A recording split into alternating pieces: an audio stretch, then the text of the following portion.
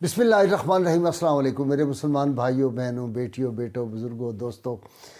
آج ایک بہت عظیم ہستی کے کچھ واقعات آپ کو سنانے ہیں جو ایمان افروز بھی ہیں، اور اندازہ ہوتا ہے کہ جب آدمی اللہ کی راہ میں چل پڑتا ہے تو پھر اللہ تعالیٰ اس کے لیے دروازے واہ کر دیتے ہیں، پھر اس کو معارف، حقائق، مکاشفات، کرامات کس طرح حاصل ہوتی ہیں۔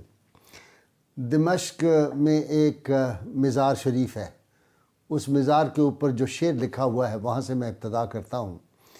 اس کے جو لوح مزار ہے اس پہ شعر یہ لکھا ہوا ہے اس مزار کے: فی کل عصر واحد یسمو بہی وانا لباق العصر ذاک الواحد۔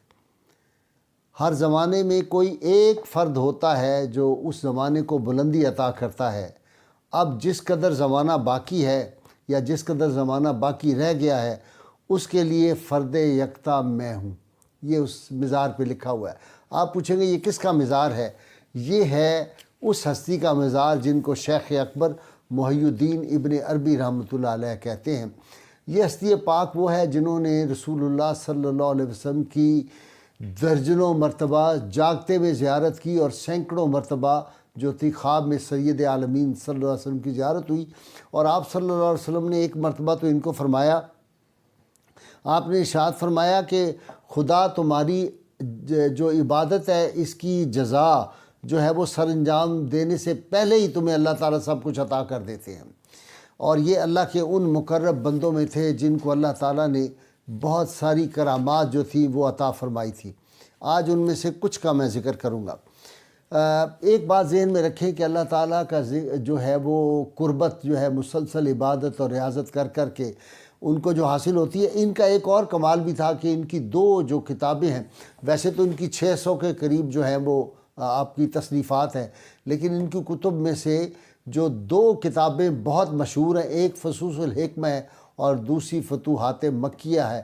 یہ وہ کتابیں ہیں جو اولیاء کرام درس میں اپنے مریدوں کو پڑھایا کرتے تھے، اور بہت کم لوگ ہیں جو ان کتابوں کو سمجھ سکتے ہیں۔ یہ اتنی بلند پایہ تصوف کی کتابیں ہیں، عام آدمی کی سمجھ میں یہ آتی نہیں۔ بڑے بڑے علماء جو ہیں وہ بھی قاصر ہوتے ہیں ان کتابوں کے ساتھ۔ ہمارے بر صغیر میں جو آدمی آخری تھے پیر میل شاہ صاحب کے بعد، ان میں بابا انوار حسین جلوانوی برکت الاثر تھے، صاحبزادہ فاروق القادری مرحوم جن کا 2 برس پہلے انتقال ہوا، بلکہ 1 برس پہلے، وہ تھے لاسٹ لوگ جو تھے اس کتاب کو سمجھتے تھے۔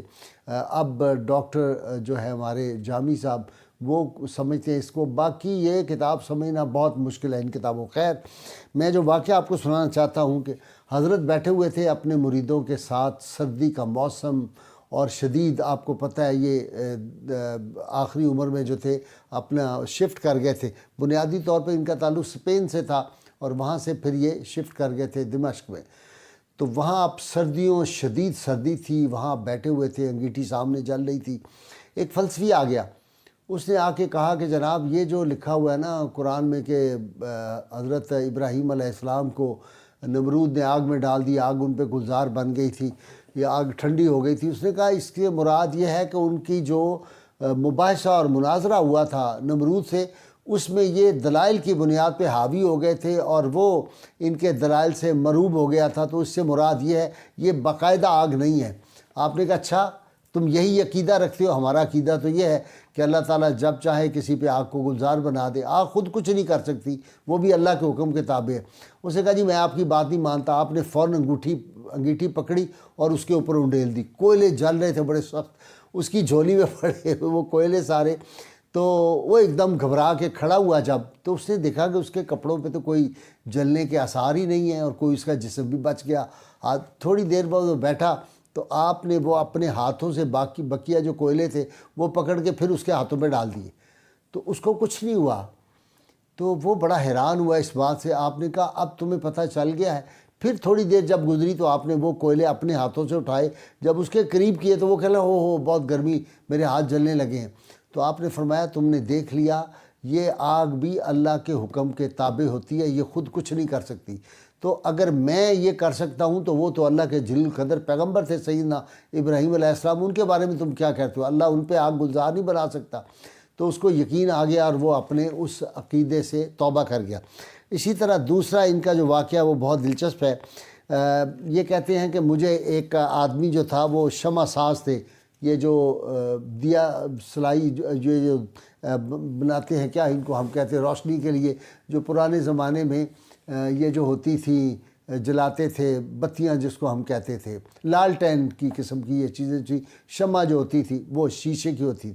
کہتے شمع سازوں نے ہمیں دعوت دی اور کچھ فقراء میرے ساتھ اولیاء بھی تھے، کہتے ہم ان کے گھر پہنچ گئے، انہوں نے شیشے کے جو برتن تھے ان میں ہمارے لیے کھانا رکھا۔ غلطی سے ایک شیشے کا برتن تھا نیا جو پیشاب کے لیے استعمال ہوتا تھا، وہ بھی انہوں نے ساتھ ہی رکھ دیا کھانے میں، غلطی سے ان کے ملازم نے۔ کہتے جب رکھ دیا اور ہم نے کھانا کھایا، اس میں بھی لوگوں نے اس برتن میں بھی ڈال کے کھانا کھا لیا، تو اس برتن سے اللہ کی قدرت کے آواز آتی ہے کہ وہ برتن کہتا ہے زبان حال سے، جب اللہ تعالیٰ نے مجھے ان بزرگوں کے کھانے کا برتن بنا دیا تو اب میں نہیں چاہتا کہ آئندہ میں پیشاب کا برتن بنوں۔ یہ آواز آنے کے بعد وہ ٹکڑے ٹکڑے ہو گیا، وہ جو تھا برتن وہ ٹوٹ گیا۔ حضرت ابن عربی کہتے ہیں میں نے ان مشائخ سے پوچھا کہ آپ سمجھے، باقی حضرات سے پوچھا اس کا مطلب کیا ہے؟ ان کا مطلب واضح ہے کہ اس برتن میں اللہ کے نیک بندوں نے جو ہے وہ کھانا کھا لیا، اب یہ بطور پیشاب کے مجھے استعمال کرنے کی کوشش کرے گا کوئی، تو اس لیے میں ٹوٹ رہا ہوں۔ فرمایا اس کا یہ مطلب یہ نہیں ہے، اس کا مطلب سمجھو، اس کا مطلب یہ ہے کہ بندگان خدا، تمہارے دلوں کو اللہ نے اپنے لیے منتخب کیا ہے اور اللہ نے تمہیں نوازا ہے، تم اس دل کو اب گناہوں کی نجاست کا محل نہ بنانا، گناہ نہ کرنا اب اس، اور نہ حب دنیا کو اپنا مسکن بنانا، ورنہ اگر تم نے دنیا کو اپنا مسکن بنا لیا، دنیا کی محبت میں تم جو ہے وہ پڑ گئے، تو پھر میری طرح ٹوٹ جاؤ گے، یعنی پھر مر جاؤ گے تم۔ اس لیے اللہ تعالیٰ جو ہے وہ اپنے انوار جو ہے وہ صاف شے میں دیتا ہے، دوسری میں نہیں دیتا۔ تیسرا آپ کا واقعہ بہت دلچسپ ہے کہ آپ کے شیخ مکرم کا نام حضرت ابو مدین رحمۃ اللہ علیہ تھا۔ تو آپ ایک جگہ کہتے ہیں میں جا رہا تھا کوکاف کی طرف، تو میرے ساتھ کچھ ابدال بھی وہاں پہ پہنچے۔ کہتے ہیں راستے میں دیکھا ایک بہت بڑا جو اژدہا قسم کا وہ بیٹھا ہوا تھا، تو میرے ساتھی ایک ابدال نے کہا اس کو سلام کریں۔ تو کہتے ہیں میں نے کہا اس کو سلام کریں؟ کہنے لگے ہاں کریں، یہ آپ کو جواب دے گا۔ تو ہم نے جب سلام کیا تو اس نے جواب دیا اور ہمیں پوچھا کہ کس ملک سے آئے ہو؟ ہم نے کہا کہ فلاں ملک سے آئے ہیں۔ تو اس نے کہا کہ ابو مدین کا کیا حال ہے؟ ہم بڑے حیران ہوئے۔ ہم نے کہا ابو مدین بہت اچھے ہیں، ہمارے شیخ ہیں۔ انہوں نے کہا وہاں کے لوگوں کا ان کے بارے میں کیا خیال ہے؟ ہم نے کہا بعض لوگ ان کی باتوں کو نہیں سمجھتے اور نعوذ باللہ ان پہ کوئی الزام تراشی کرتے ہیں ان کے عقائد کے بارے میں۔ تو انہوں نے اس سانپ نے کہا کہ ان لوگوں کی آنکھوں پر پردے پڑے ہوئے ہیں، واللہ میں یہ سوچ بھی نہیں سکتا کہ اللہ تعالیٰ جو ہے وہ جن بندوں کو اپنا دوست سمجھتا ہے ان کو کوئی برا سمجھے گا۔ تو ان لوگوں کو بتائیں جا کے کہ روئے زمین پر کوئی جانور ایسا نہیں جو اللہ کے اولیاء کاملین جو ہے ان کو نہ پہچانتا ہو۔ یہ لوگ جو ہیں یہ اس بات سے ناواقف ہیں، اور اللہ کے اولیاء کرام جو ہوتے ہیں جن کو اللہ اپنے دوست بنا لیتا ہے، ان بندوں کو پھر جو نہیں پہچانتے وہ یا کافر ہوتے ہیں یا منافق ہوتے ہیں جو ان کی شان میں گستاخی کرتے ہیں۔ تو ہمیں اللہ تعالیٰ بزرگان دین سے ایک تعلق، ان کا ادب کرنے کی توفیق عطا فرمائے، جو صحیح بزرگ ہیں، یہ نہیں جو آج کل کے کاروباری اور مختلف ڈیزائن کے کپڑے پہن کے اور ہاؤ ہو اور یہ جو بڑے بڑے اشتہار اپنے لگوانے اور یہ جو ساری فلیکسیں لگوانی، یہ والے نہیں ہوتے، وہ یہ ڈرامہ پارٹی نہیں ہوتی، وہ اللہ کے بندے ہوتے ہیں، وہ ان کو اللہ سے تعلق ہوتا ہے، دنیا کا ان کا تعلق ہی نہیں۔ مجھے شرم آتی ہے جب میں میڈیا پہ سنتا ہوں کہ فلاں جو پیر صاحب ہیں لندن میں، ان کا اتنے ارب روپے ہیں، فلاں کے پاس اتنے ارب ہیں، فلاں کے پاس اتنے ارب ہیں۔ یہ کس منہ سے جا کے رسول اللہ صلی اللہ علیہ وسلم کی سیرت پہ اور بزرگوں کی سیرت پہ تقریریں کرتے ہوں گے کہ وہ سب کچھ راہ خدا میں لٹا دیتے تھے، وہ خود فقر کی انہوں نے زندگی اختیار کی۔ یہ جو ہیں یہ فرعون کی زندگی جو ہے وہ بسر کر کے سمجھتے ہیں کہ ہم جو ہے ہماری آخرت موسیٰ کی ہو جائے گی۔ ان کو سوچنا چاہیے۔ اللہ تعالیٰ ہمیں ہدایت نصیب کرے۔ اللہ تعالیٰ سے دعا اللہ تعالیٰ ہمیں حضور رحمت کونین صلی اللہ علیہ وآلہ وسلم کی غیر مشروط محبت لامحدود فداری نصیب فرمائے۔ نعرے کے لیے تیار ہو جائیے۔ پاکستان کا مطلب کیا؟ لا الہ الا اللہ محمد رسول اللہ صلی اللہ علیہ وآلہ وسلم۔